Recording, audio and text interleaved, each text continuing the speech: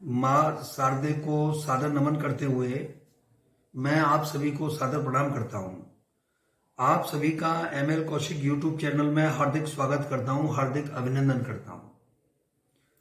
आज मैं जीवन के जो अनेक पहलू हैं उनमें से एक पहलू है जीवन में सरलता के ऊपर अपने विचार व्यक्त कर रहा हूँ। यानी जीवन में सरलता कब आएगी, इस पर हमको विचार करना है। जब जीवन में सौम्यता होगी तो नेचुरली जीवन में सरलता आएगी। ये नहीं कहा जाता है कि किसी भी व्यक्ति का जो जीवन है सरल है तो बहुत ही प्रभावी जीवन होता है। कोई बहुत ही धनवान व्यक्ति है, अगर वो स्वभाव से व्यवहार से कुशल और सरल है तो उसकी बड़ी इज्जत होती है, यानी दिल में इज्जत होती है। एक तो यह है कि भाई पैसा बहुत ज्यादा है तो लोगों की मजबूरी है को इज्जत देनी है। अगर उसको सर्वप्रिय बनना है तो उसमें स्वभाव में सौम्यता जरूरी है। एक व्यक्ति का व्यवहार कुशल होना बहुत जरूरी है।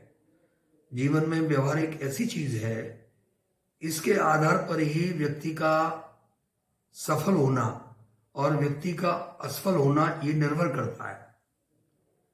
और जब व्यक्ति में सरलता है और व्यवहार कुशलता है तो इन दोनों के साथ में अगर सादगी व्यक्ति में होती है और वो बहुत ही अपने सादगीपूर्ण ढंग से समाज में जीवन अपना व्यतीत करता है और लोगों को सम्मान देता है और अपने अंदर कोई भी घमंड उसको नहीं होता, दूसरे के प्रति उदार भाव रहता है, यानी उदार मना होता है।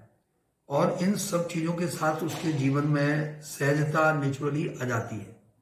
यानी सहजता जब होती है और ये उक्त तो सभी गुण जो मैंने बताए हैं ये सभी होते हैं तो निश्चित रूप से उसके अंदर एक दूसरों को सहायता करने का भाव होता है।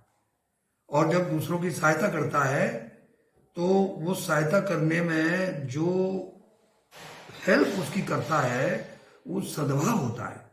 किसी व्यक्ति के अंदर सद्भाव है तो सद्भाव से सद्भावना बनती है और जब सद्भावना होती है तो व्यक्ति दूसरों की सहायता करता है।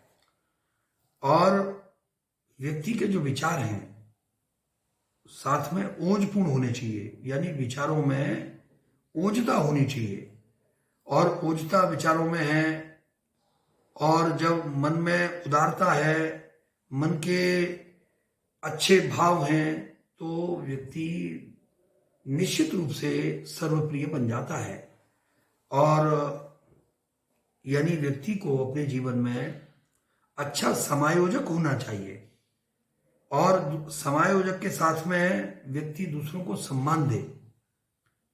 जब व्यक्ति दूसरों को सम्मान देता है, समायोजन करता है तो उसमें अगर वृत्ति है, वो सकारात्मक वृत्ति अगर है तो निश्चित रूप से वो यथार्थवादी जीवन जीता है। और व्यक्ति का यथार्थवादी होना बहुत जरूरी है। कुछ लोग हैं वो ऐसा जीवन जीते हैं जो केवल कल्पनाओं का जीवन है, जो केवल बाहरी दिखावे का जीवन है। जबकि शेक्सपियर ने कहा है all that glitters is not gold, सभी चमकीली वस्तुएं सोना नहीं होती हैं। हम सभी को ये ध्यान में रखना है कि हमको यथार्थवादी बनना है और यथार्थवादी बनने के साथ में ध्यान रखना है कि हम विनयशील बने। और विनयशील और परिश्रमशील हैं तो और उसमें अगर मृदुभाषिता का तड़का लग जाता है तो हमारा जीवन बहुत ही ओजमय सफल जीवन होता है और हम सब सर्वप्रिय होते हैं। तो जितने भी मैंने ये गुण बताए हैं, इन गुणों को अगर हम अपने व्यवहार में, अपने स्वभाव में उतारते हैं और हम एक चीज का ध्यान रखते हैं कि जितना हम ताकतवर हैं, ताकतवर होने के साथ उतने ही हम विनम्र हैं। और विनम्र हैं, दूसरों को सहयोग करते हैं। और एक चीज ध्यान में रखनी है कि अगर कोई व्यक्ति परिश्रम कर रहा है तो उसके परिश्रम का उसको पूरा फल मिलना चाहिए। हम दूसरों के परिश्रम की कमाई हुई पूंजी को अपनी पूंजी समझ बैठते हैं और अपने ताकत के बल पर उस पूंजी का हम दुरुपयोग करते हैं और वो पूंजी जो व्यक्ति की पूंजी है उस तक नहीं पहुंच पाती। वो केवल और केवल हम उसको अपनी बना लेते हैं और अपनी बनाने में चाहे हमको किसी भी प्रकार की कोई भी बेईमानी करनी पड़े तो ऐसे जो बेईमान लोग होते हैं जिनका कोई ईमान नहीं होता है वो जीवन में आज नहीं तो कल कष्ट पाते हैं। एक चीज तो आज कलयुग में देखी जा रही है कि व्यक्ति यानी जो पापाचार कर रहा है, व्यभिचार कर रहा है, बेईमानी कर रहा है, लूट खसोट कर रहा है, तो वो आज ऐसा दिखता है कि बहुत सुखी है।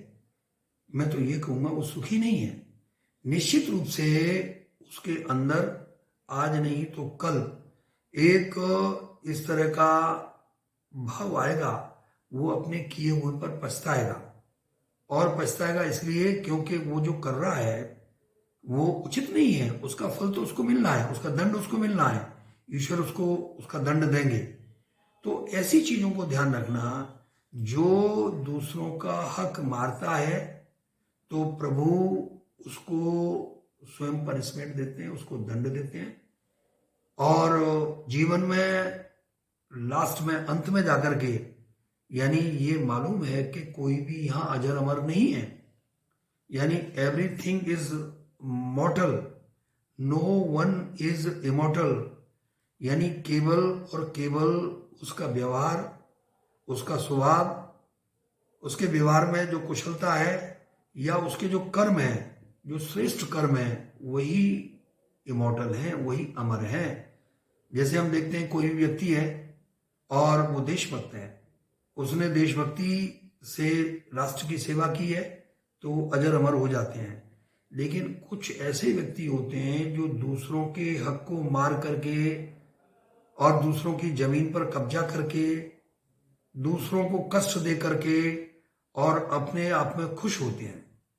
तो वो खुशी क्षणिक हो सकती है, लेकिन अल्टीमेटली व्यक्ति को भुगतना पड़ता है। तो मेरा यही कहना है कि हम इस भाव को अपने मन में रखें, अपने ध्यान में लाएं कि अगर हम श्रेष्ठ कर्म करते हैं तो उसका हमें श्रेष्ठ फल मिलता है।